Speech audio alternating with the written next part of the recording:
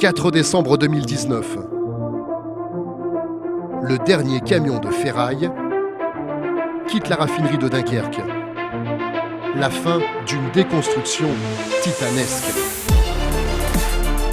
280 cuves, 250 km de canalisation, des bâtiments, des appontements. Un chantier technique. On a interdit le foudroyage des unités du site et on a mis en place des opérations par grignotage. Avec l'utilisation de petits robots pour grignoter la grande cheminée de 100 mètres. Une déconstruction morceau par morceau, pour éviter les grosses chutes pouvant déclencher des bombes de la Seconde Guerre encore dans le sous-sol. 35 000 tonnes de béton, 40 000 tonnes de ferraille, direction les filières de recyclage. Un chantier criblé d'amiante. Il n'y en a pas beaucoup partout, mais il y en a partout. Des joints, des tresses dans des brides, des morceaux de calorifugés à un endroit et pas à un autre. 6000 échantillons nécessaires pour cartographier le site et établir un diagnostic précis. Une tour entière à bâcher. Des kilomètres de canalisation à sécuriser, à tronçonner, avant de les évacuer pour les désamianter. Un chantier qu'il a fallu préparer pendant 1 an et demi. Moi, dans ma carrière, j'ai toujours pensé que plus on prenait son temps pour préparer un chantier, plus on gagnait du temps.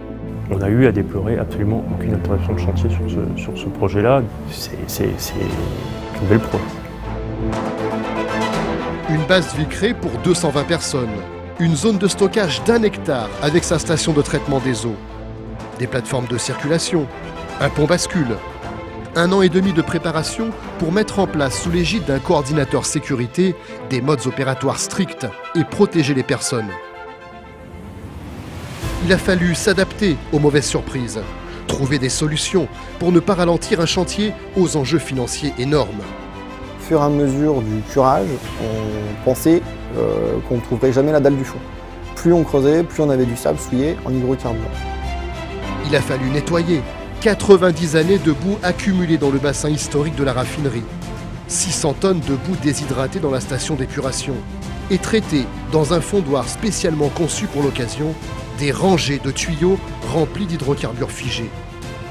Il a fallu innover en créant une maquette BIM pour le sous-sol. Tout ça, ça a été un travail qui n'avait jamais été fait. Le BIM du sous-sol pour la dépollution, ça, c'était jamais fait. En érigeant la plus grande zone d'essai pilote de dépollution en France, pour y tester des techniques, l'extraction sous vide, le biotertre, dans le but de fournir à l'administration un rapport complet afin de valider la technique la plus efficace et entamer la dernière phase de ce chantier hors norme. Dès 2021, Colas Environnement prévoit de restituer des terrains au port de Dunkerque.